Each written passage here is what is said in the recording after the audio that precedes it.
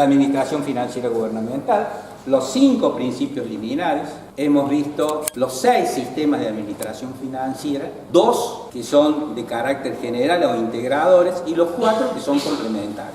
Un mecanismo, un formato para entender las cuentas públicas en una visión general, desde 2 puntos de vista.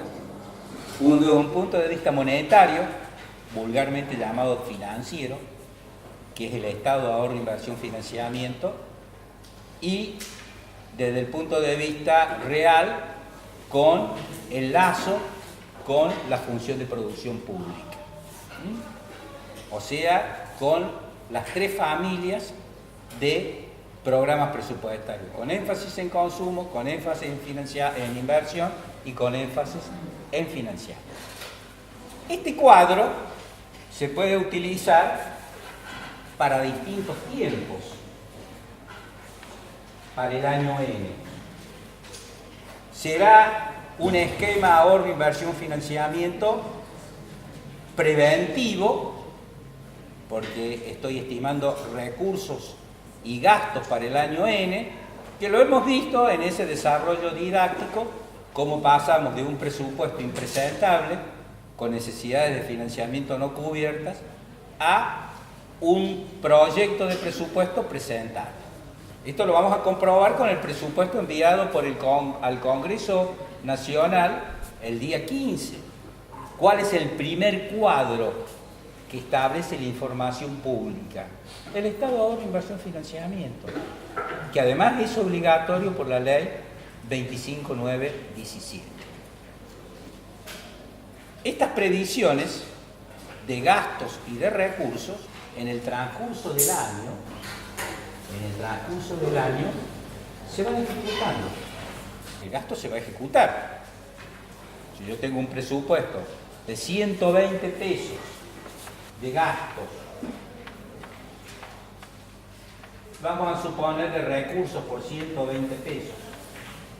Este análisis muy simple nos va a servir después para profundizar con la temática de los desequilibrios transitorios de tesorería, que es otro de los sistemas. Entonces el presupuesto comienza a andar.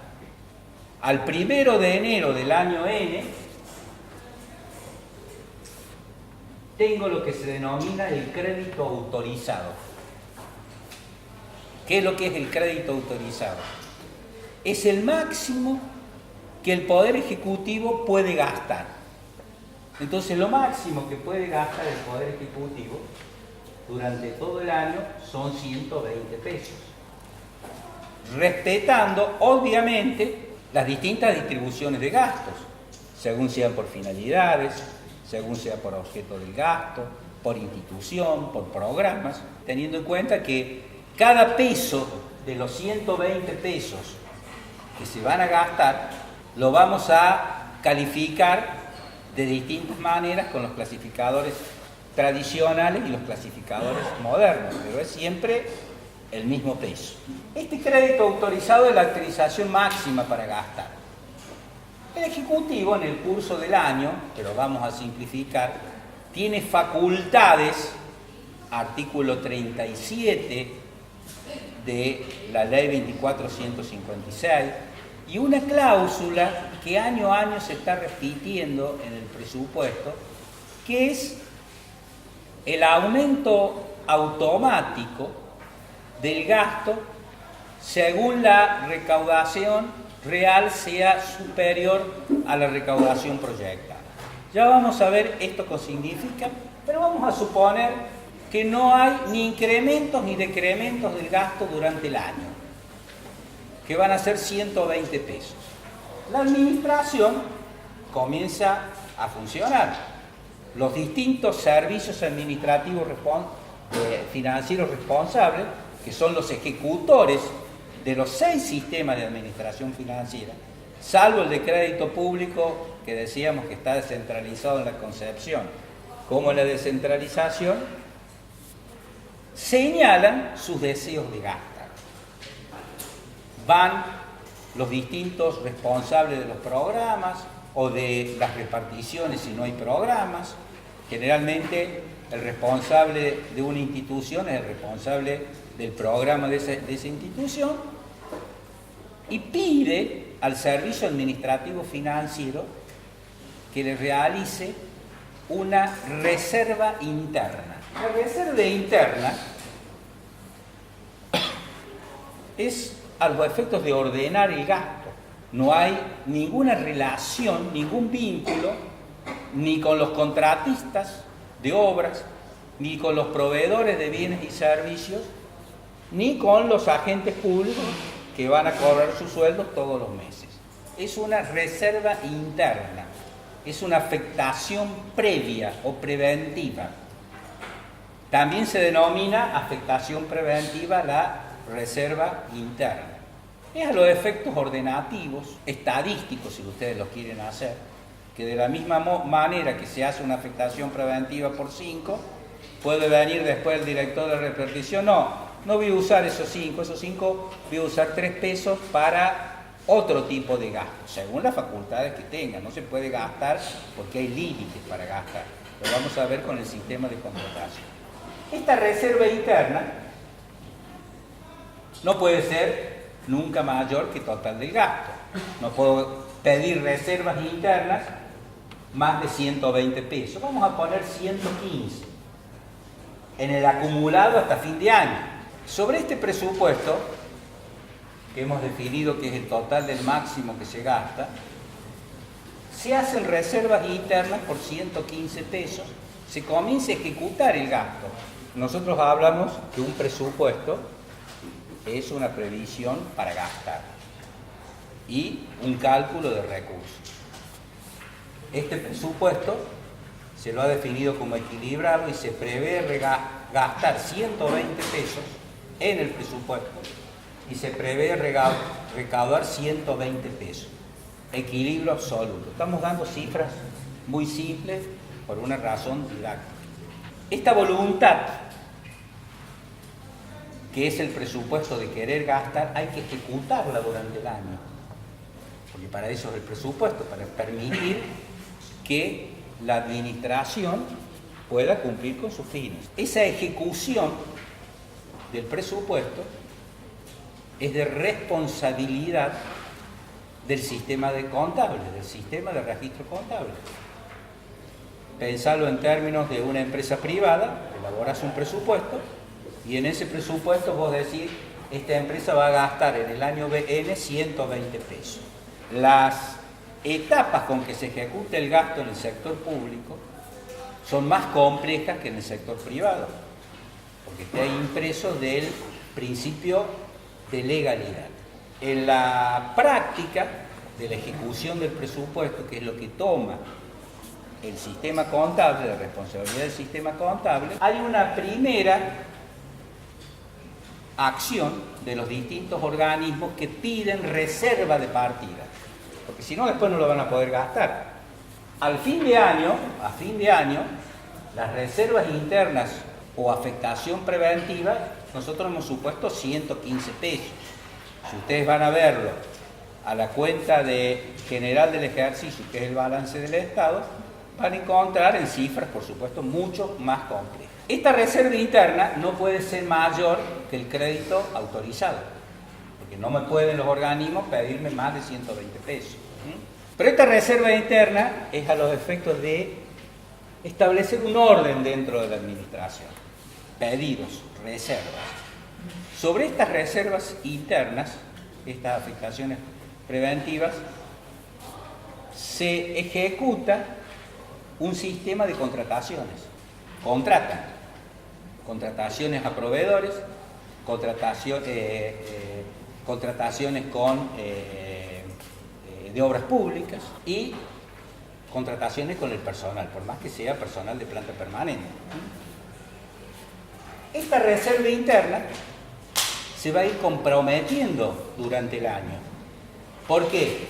Porque estos organismos van a realizar licitaciones públicas o van a realizar contrataciones directas, según los límites que tienen autorizado las circunstancias del sistema de contrataciones estatales, que lo vamos a ver, y van a comprometer el gasto. ¿Qué significa comprometer el gasto? Comprometer el gasto es una relación de carácter jurídica bilateral. ¿Por qué? Porque estoy firmando un acuerdo, un contrato con un proveedor, un contratista o el personal, que es la etapa siguiente, la etapa del compromiso. Esa etapa de compromiso es un contrato bilateral en donde dos partes, el Estado asigna a un proveedor o un contratista la compra de un bien determinado. Y ese proveedor y contratista de ese bien determinado se obliga a suministrarlo al Estado.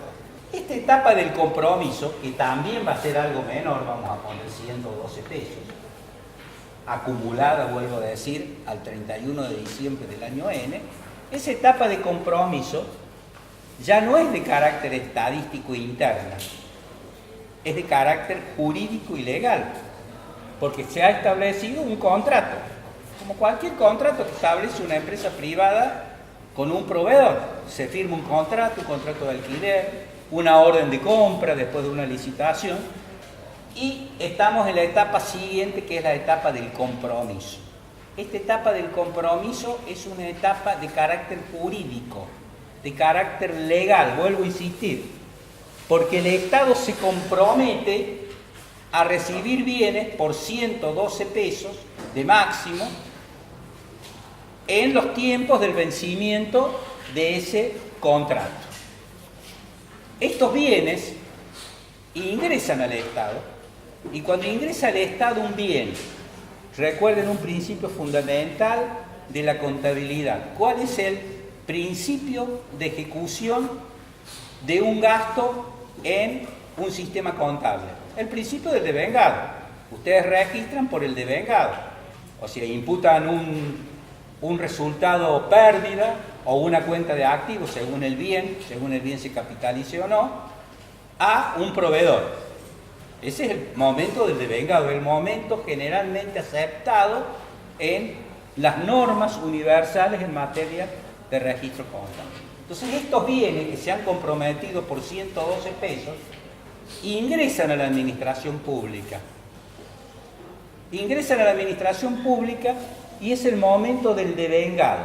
En el momento del devengado, como señala la legislación, se produce un verdadero efecto sobre el patrimonio o resultados de la administración pública, como en la actividad privada. O sea, ustedes han estudiado contabilidad general, solo estoy recordando lo que ustedes han estudiado de contabilidad general en lo que se aplica al Estado. Hay algunas etapas que no se aplican en la administración privada, pero sí en la pública, por este principio que está marcado de legalidad en la gestión pública, que no es tan fuerte en la actividad privada. Este devengado, nosotros vamos a suponer que por el total de compromiso no vinieron los 112 pesos. Han venido 110 pesos porque el proveedor, por el compromiso, no pudo entregar remas de papel, o hubo un cambio en la solicitud de determinados tipos de insumo público, pero generalmente se aproxima al compromiso. Y la última etapa del gasto es la etapa del pagado. El Estado paga esta deuda. ¿Cuánto va a pagar de esta deuda? Bueno, vamos a suponer que un poquito de alguna deuda no se paga. Esto puede ocurrir por una empresa que se presentó en quiebra, o a veces empresas que proveen al Estado y el Estado le pide un libre deuda impositivo y prefieren no cobrar esa deuda que no es significativa, que no tener que regularizar sus impuestos. Entonces vamos a poner por 109 pesos. Estas son las denominadas etapas del gasto. Etapas o momentos del gasto. Si ustedes ven estas etapas, podemos hacer una diferenciación, que estas etapas no se aplican normalmente en una administración privada, en una empresa privada. En una empresa privada, si tiene presupuesto, se va a aplicar la etapa del crédito autorizado que está en el presupuesto de la empresa. La etapa del devengado, entra el bien y se existe una deuda, Y la etapa del pagado, cuando se paga por tesorería, con una transferencia bancaria, con un cheque o en efectivo. Estas son las etapas o momentos del gasto regulados en la ley 24.156, que además no es nada nuevo. O sea, estas etapas del gasto ya estaban en vigencia con leyes anteriores, porque lo que aquí se precisa es precisamente este principio de legalidad, el del compromiso, para el cual necesitamos una reserva interna. De acá podemos deducir que se produce una cadena de desigualdades donde el crédito autorizado es mayor o igual a la reserva interna, mayor o igual al compromiso, mayor o igual al devengado y mayor o igual al pagado. Estas etapas del gasto, con la reforma de la ley 24.156, y ustedes recuerden cuando hablamos del principio liminar de la realidad económica, señalábamos que la reforma tuvo en cuenta algunos aspectos diferentes en relación a la legislación anterior, que era la ley de contabilidad, que era más de carácter juridicista o legalista. ¿Qué dice la ley 24.156? Que el principio en que se considera ejecutado el gasto es el principio del devengado. Por eso que las tres primeras etapas son las etapas previas a la ejecución del presupuesto. Y las otras dos etapas se las consideran etapas de la ejecución del presupuesto. ¿Con esto en qué hemos avanzado? Vuelvo a insistir. Lo que era un presupuesto, supuestos previos, los hemos ejecutado durante el año, de acuerdo a los niveles de partidas, a las facultades que tienen cada uno de los organismos, los límites de los programas.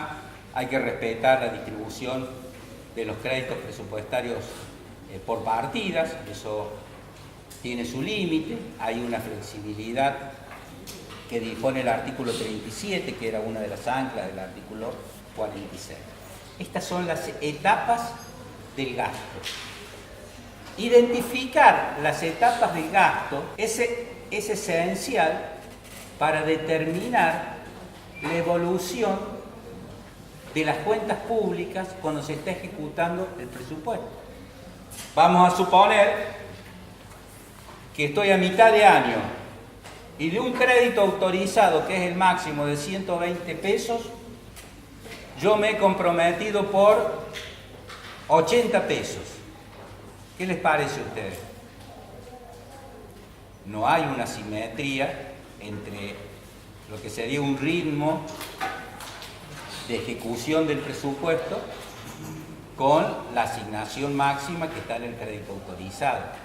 Este es el sentido de esta división por etapas.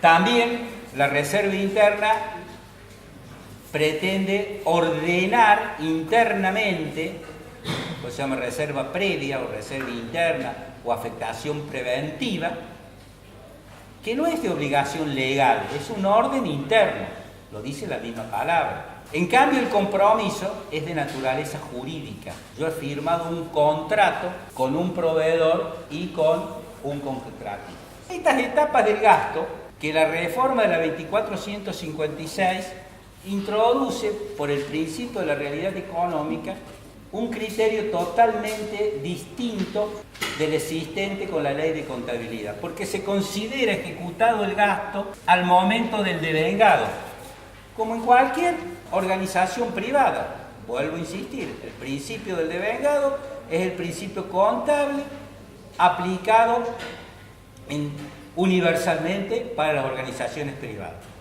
Lo que ha hecho la reforma ha traído ese principio general, que también está relacionado con el principio liminar de la aplicación de las técnicas de administración en general. Por eso es que hay una convergencia de las normas contables de uso universal para el sector privado en las normas contables para el sector público. Hay una convergencia, ¿no? Hay un proceso de discusión. ¿Cómo era antes de la ley 24.156? Como la ley 24.156 era de carácter formalista o jurídico o legal, ponía el acento en la etapa del compromiso y se consideraba ejecutado el gasto cuando se comprometía. Como ustedes ven, este cambio ha sido un cambio de 180 grados entre la concepción anterior y la concepción actual. ¿Qué ventajas tiene contabilizar por el devengado? Es que puedo apropiar al ejercicio N el real efecto sobre los resultados y o sobre el patrimonio público. En cambio, cuando yo utilizo el principio de compromiso para considerar ejecutado el gasto, que sigue vigente con la ley 24.156, pero pierde esa trascendencia. Cuando yo aplico el principio del compromiso, se me producen efectos como este, que hacia el cierre del ejercicio me comprometo con un proveedor con partidas del año N que me va a entregar 1000 resmas de papel.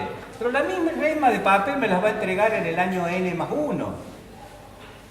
¿Por qué voy a contabilizarlo que afecta los resultados o el patrimonio del año N si me va a afectar el año N+1? Este ha sido uno de los cambios más importantes con la reforma. Estas son las etapas del gasto. Después vamos a ver las etapas de los recursos con algunas consideraciones de cómo este principio del devengado no es posible aplicarlo al sector público, pero ha existido la voluntad de aplicar. Este concepto de ejecución del gasto por etapas trae algunas consecuencias al cierre del ejercicio. O sea, al 31 de diciembre del año N.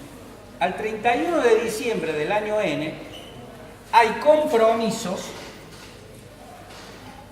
o sea, esas 1000 resmas de papel que comprometí con partidas de ese presupuesto,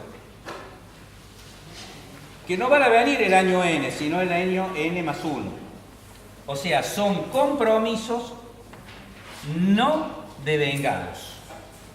Porque no devengo si yo no lo he recibido. Porque el hecho generador del devengamiento es que reciba un bien que me afecte el resultado o los patrimonios de la gestión pública. En esta situación de compromisos no devengados, la reforma señala que aquellos compromisos no devengados deben imputarse al año siguiente. Puede ser que el contrato esté firmado, yo no le puedo poner al contratista de decir vamos a hacer de nuevo una licitación. No, el contrato está firmado, tiene validez legal, pero la ley señala que el administrador ese compromiso no devengado debe imputarse al año 2001 o al año N+1, que es el año en que se van a recibir los bienes. Y otra situación que se produce es de la de devengados no pagados al cierre del ejercicio, o sea, deuda que no se pagó al cierre del ejercicio, deuda de ese año. Ustedes saben que la deuda no pagada es la deuda flotante, no confundan la deuda pública que tiene relación con los movimientos debajo de la línea con la deuda flotante que su mismo nombre lo indica porque va modificándose de segundo a segundo según realice pagos de esa deuda. Los devengados no pagados al cierre del ejercicio, dice el artículo 42, que es una de las anclas de la ley 24.156, cuando vimos los regímenes de responsabilidad fiscal, con saldos de disponibilidades suficientes. ¿Qué significa? De que si yo tengo deuda no pagada, o sea, deuda no flotante, por 3 pesos al cierre del año N, tengo que verificar que existan saldos de disponibilidades por lo menos por 3 pesos. Esto se señala en el artículo 42 de la ley, que después se modificó, con lo cual desestructuró este criterio de rigidez en el tema de la distribución de los pagos año por año, que lo pusimos en la lámina de los cuadros de responsabilidad fiscal. Cuando vimos la ley 2456, lo pusimos con signos de exclamación en rojo, porque después se modificaron. Pero hasta la modificación significaba esto: si yo tengo 3 pesos de deuda de vengados no pagados, o sea, deuda flotante, debo tener saldo de disponibilidades por lo menos por 3 pesos. Y esto, que puede sonar a una afirmación voluntarista, no lo es. ¿Por qué? Porque una de las anclas, la del artículo 34, me está diciendo que solo puedo comprometer cuando tengo recursos en efectivo. Artículo 34 de la ley, que es una de las 5 anclas de la ley 24156. Y por un efecto de desigualdades, si esta exigencia se ha cumplido, es lógico que en la última etapa, la etapa del pagado, del devengado que no se pagó, se produce ese rebote y debo contar con los recursos en efectivo. Estas son las etapas del gasto. Estamos hablando de ejecución del sistema contable. Las etapas del gasto se han definido con la reforma con estas características. El presupuesto es una relación de recursos con erogaciones. Aquí hemos hecho este simplismo de 120 con 120. Ya vamos a ver por qué nos pusimos 100 y 100, cuando veamos los desequilibrios transitorios de la tesorería. Los recursos también se definen por etapas de los recursos. Entonces vamos a ver, como hemos visto las etapas del gasto, vamos a ver las etapas de los recursos. Tenemos recursos por 120 pesos, etapa que se denomina estimación presupuestaria de los recursos o estimación de los recursos. Pensamos recaudar por 120 pesos. Aquí sí vamos a encontrar una diferencia. Si hay un título respecto a esta relación en el presupuesto entre gastos y recursos, los gastos es una autorización máxima para gastar, pero los recursos no, es una estimación de los recursos. No puedo, si hay la posibilidad de recaudar más de 120 pesos, decir no, recaudo hasta 120 pesos. Sería financieramente totalmente irracional. Si sucede eso, tal vez lo lógico sería modificar el presupuesto para destinar a erogaciones de capital, o si se respeta una de las herramientas de la 25152, constituir un fondo anticíclico. Acá no hay esta cadena de desigualdades como hemos visto en las etapas de gasto. Vamos a suponer, ustedes saben porque han estudiado en teoría tributaria, que hay dos tipos de liquidaciones de tributos. Los tributos base padrón y base declaración jurada. El tributo base padrón, el Estado liquida el impuesto, generalmente el impuesto inmobiliario, el impuesto automotor, en base a una evaluación de catastro o una evaluación del automotor, el Estado evalúa en tanto y hace una liquidación del impuesto. Estos impuestos son base padrón. Y hay otros impuestos que son base declaración jurada, que al nivel del sector público nacional, del gobierno nacional, la mayor parte de los impuestos son bajo declaración jurada. En una provincia hay un mix. Alguna parte de los impuestos, ingresos brutos, es por declaración jurada, y otros impuestos, impuesto automotor y de impuesto inmobiliario, es por base padrón. Vamos a suponer por un instante que es base padrón. La siguiente etapa del administrador tributario, estoy hablando ya de la AFIP o la Dirección General de Rentas, en el impuesto base padrón es la liquidación tributaria. Se hace la liquidación del tributo. Esta liquidación tributaria es el envío del cedulón, que puede ser base papel o ahora, como es en la provincia, es exclusivamente base digital, no se puede pagar el impuesto en base papel, exclusivamente en base digital. Se hace la liquidación del tributo. Que bueno, esta liquidación puede dar más de 120 o menos de 120 porque es una estimación. Vamos a suponer que la liquidación del tributo en este caso, para apuntar que esta cadena de desigualdades no se da, es de 125 pesos. Cuando ustedes reciben un cedulón, tienen un vencimiento del cedulón. Generalmente se toma como último vencimiento, es el segundo periodo de la fecha de vencimiento. Pero está todo en el padrón que se liquida. En el momento en que el impuesto se liquida, o en el impuesto vence, el día del vencimiento, hay un devengamiento del tributo.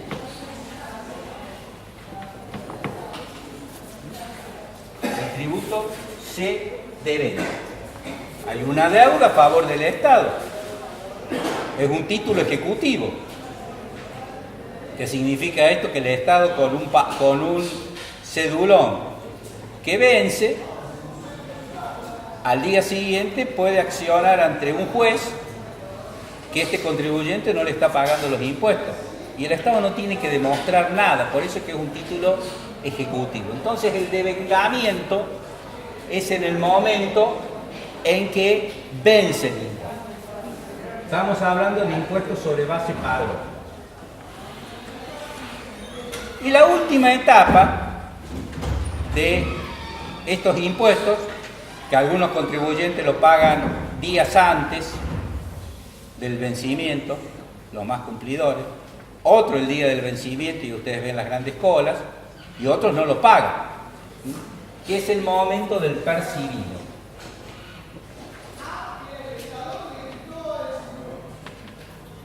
O sea, cuando el impuesto sobre base padrón ingresa a la tesorería de la nación o a la tesorería de la provincia.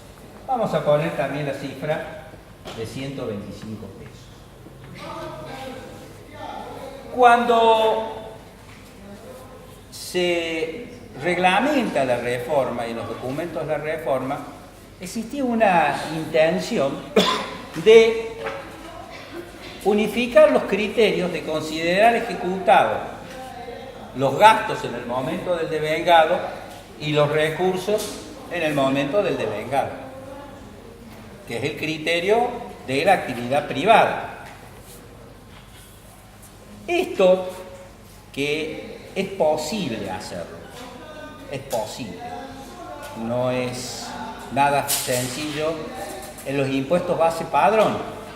Pero que de ahí, la nación, la mayor parte de los recursos nacionales, no son sobre base padrón, son sobre base de declaración jurada. ¿Y qué significa la declaración jurada? Que en el mismo momento en que el contribuyente presenta la declaración tributaria, está liquidando el tributo, está reconociendo una deuda y lo está pagando. O sea, un percibido para el Estado. Puede ser, a veces los contribuyentes quieren zafar de las multas por infracción a los deberes formales, tienen problemas de caja y no pagan los impuestos. Llegan hasta la declaración jurada. Por supuesto que esto es un anzuelo para que el organismo fiscal lo reclame de manera inmediata. Pero se superponen las tres etapas.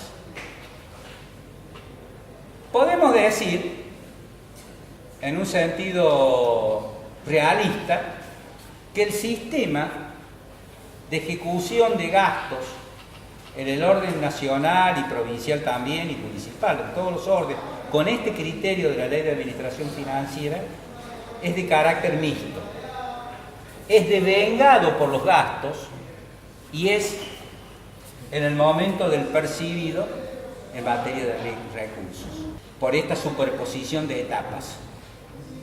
Podríamos decir en un criterio también más general que en realidad también se da el devengado, porque la supervisión de etapas, liquidación tributaria, devengado y percibido, es exactamente en el mismo momento.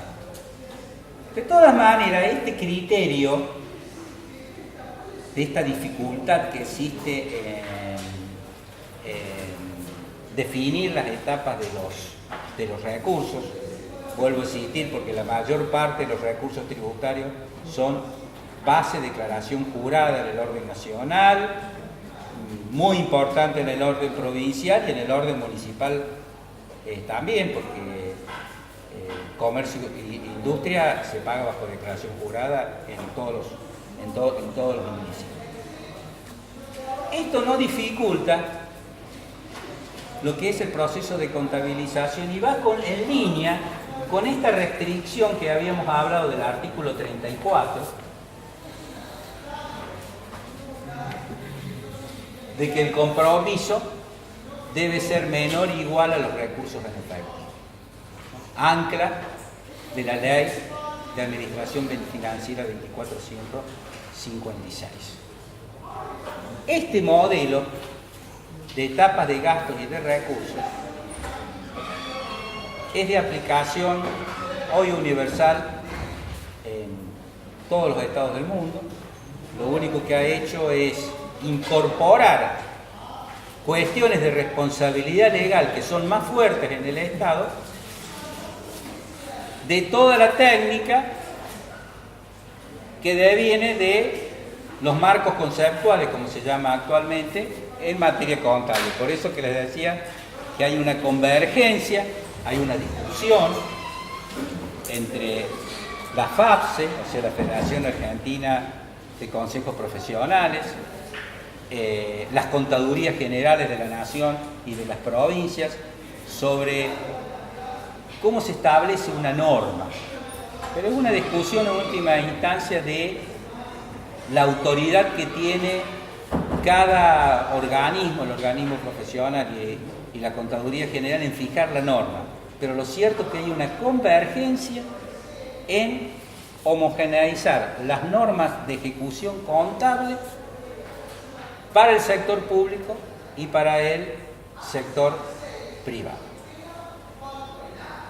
Vamos a decir, ya terminando con este aspecto de las etapas del gasto, que cuando no estaba en vigencia la ley 2456, o sea, la ley de contabilidad, esto ocurre todavía en algunas provincias que no tienen esta norma siguiendo la estructura nacional, y en algunos municipios también, los compromisos no devengados se imputaban al año N. Fíjense ustedes qué contradicción, porque yo estoy imputando como un gasto un bien que no he recibido en el año N, con el cual altero el principio de equilibrio en la imputación anual de los distintos gastos.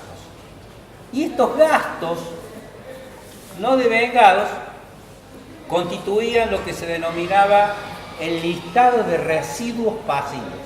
Residuos porque son restos y pasivos porque son restos de deuda. Esta es la explicación etimológica de la expresión residuos pasivos. Pero como ustedes observan, este criterio altera la normal precisión de los gastos a cada uno de los respectivos ejercicios.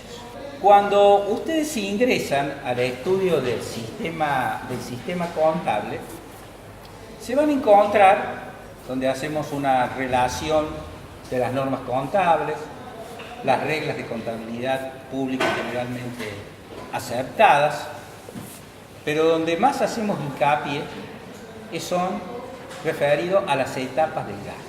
Y además señalamos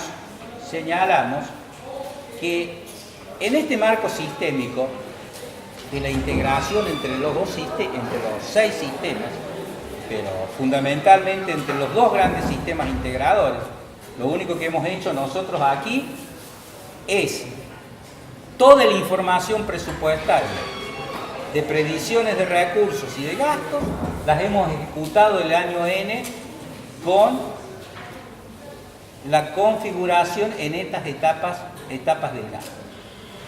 Esta relación entre los dos sistemas vertebrales de administración financiera, el sistema de presupuesto y el sistema de contabilidad, más los sistemas periféricos, ha dado en llamarse SIDIF, Sistema Integrado de Información Financiera. Este SIDIF, que tiene otras denominaciones, en la provincia de Córdoba tiene una denominación aproximada, tiene una serie de principios, porque lo que se procuró es sobre dos sistemas que funcionaban no integradamente integrados. ¿Cuáles son estos principios del SIDIF? Un primer principio del SIDIF es la universalidad del registro de erogaciones o de gastos, a veces usamos las palabras indistintamente, y de recursos. O sea, deben contabilizarse todos los gastos y todos los recursos. Ustedes dirán, pero esto parece algo ilógico, algo anormal. Bueno, las cuentas públicas en Argentina durante muchas décadas funcionaban sin registrar esta universalidad de recursos y gastos. Y como ustedes van a ver, tiene relación con uno de los principios del decálogo de principios presupuestarios, el principio de universalidad. El otro principio es el criterio de automaticidad en el registro de una etapa a otra etapa. ¿Qué significa esto? Que el sistema contable, en las etapas donde se va a utilizar la partida doble, porque para los tres principios que no son de ejecución presupuestaria, el crédito autorizado, la reserva interna y el compromiso, no se usa la partida doble, es un listado, es una matriz de doble entrada. La partida doble la comienzo a utilizar al momento en que se considere ejecutado el gasto, que es el momento contable de registro.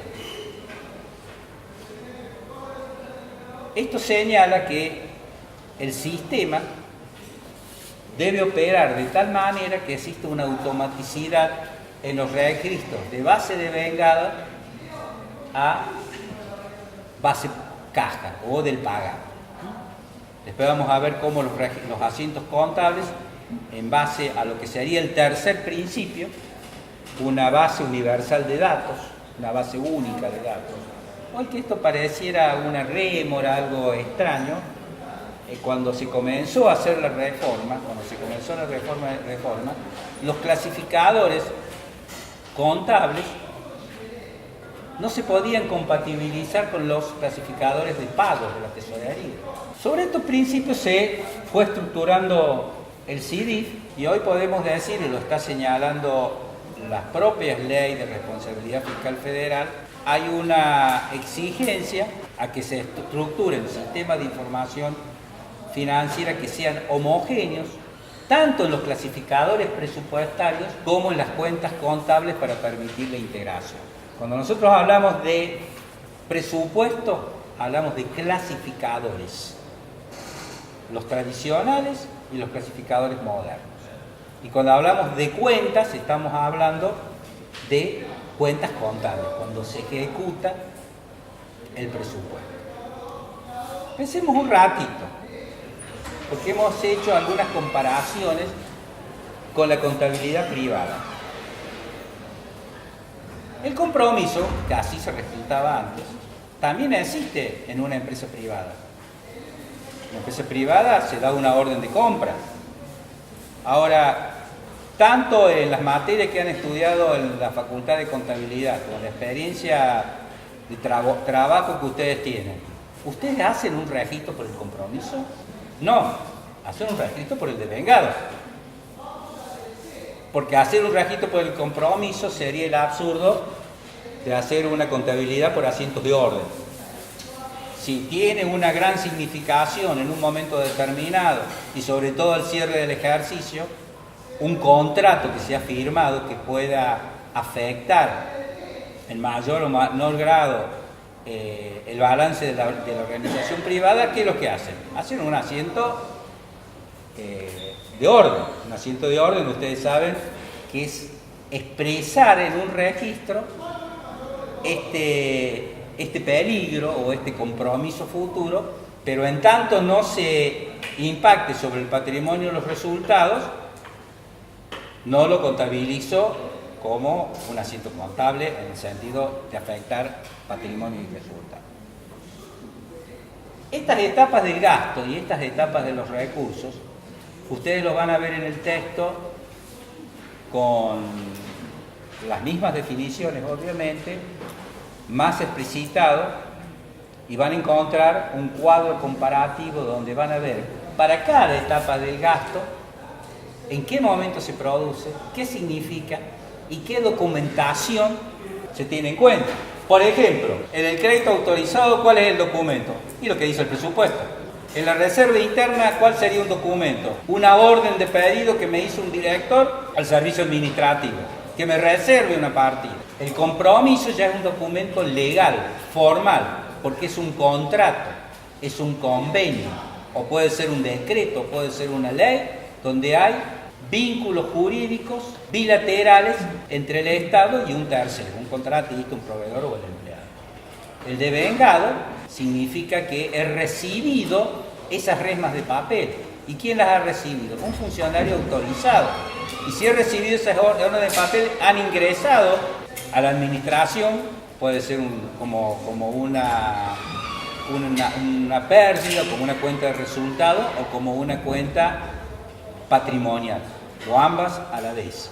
Y el pagado, ¿cuál es el documento? Bueno, el pagado es el recibo con el que emito un cheque o el fundamento que me da una transferencia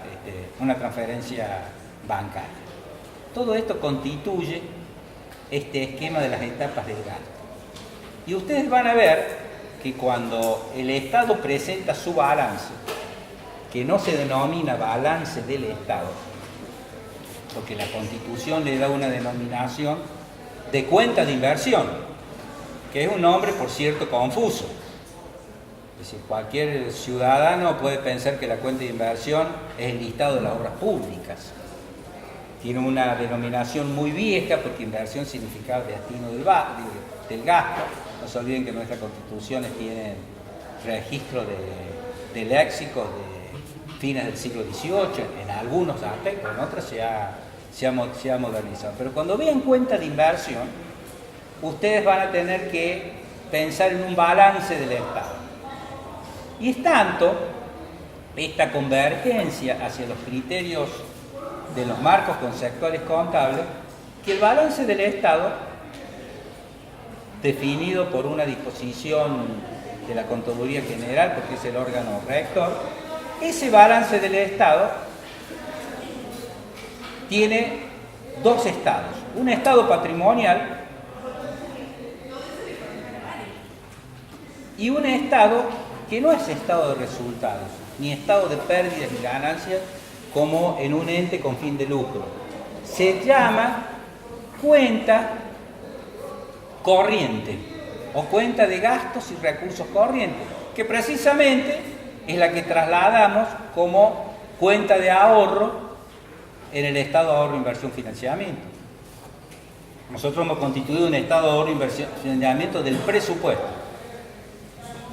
Pero después, cuando se presente la mal llamada cuenta de inversión, va a haber un estado de ahorro, inversión, financiamiento, que va a reconstruirse sobre ese balance público, tomando cifras por parejas afines, como hemos explicado en las otras clases, pero ya de ejecución de gastos y de recursos. O sea, lo que tratamos nosotros es de señalar que no es lo mismo la contabilidad pública que la contabilidad privada. Si fuera lo mismo, no damos todas estas explicaciones. Pero la estructura de las partes esenciales por esta convergencia de los marcos conceptuales, teniendo en cuenta ese principio liminar de la aplicación de normas de administración en general,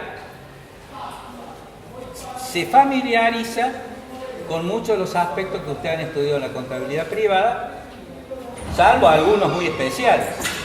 Por ejemplo, ustedes en una contabilidad privada no tienen una reserva interna, y si la tienen no la tienen escrita. No tienen un compromiso en un registro, no lo tienen estructurado en un registro de partida simple, que es una planilla tabular, hasta que se devenga tanto el gasto como el recurso, y ahí se produce la ejecución del presupuesto. Ejecución del presupuesto, que es la función del sistema de contabilidad. Fíjense que nosotros hemos desarrollado los dos grandes sistemas vertebrales. Y nos van a faltar en las próximas clases ver los sistemas complementarios. Por ejemplo, el sistema de tesorería va a administrar el principio del pagado de gastos y el pagado de recursos y percibido de recursos. El momento del compromiso y del devengado va a haber una participación de otro sistema, el sistema de contrataciones, tanto para bienes en generales como para obras públicas. Y así vamos interrelacionando la totalidad de los sistemas de manera de ver la administración financiera gubernamental precisamente de este concepto sistémico. Y lo vamos a demostrar cuando veamos el presupuesto nacional y el balance del Estado, o sea, el presupuesto nacional ejecutado. Ahora, por supuesto, contamos con el del año 2016, presentado por la Contaduría General de la Nación. También, obviamente, en tanto el sistema de presupuesto es de competencia de la Oficina Nacional de Presupuesto como órgano rector, el órgano rector que determina estas normas de registro contable es la Contaduría General de la Nación. ¿Alguna pregunta? Este es un tema clave, las etapas de gasto y las etapas de los recursos. Sí.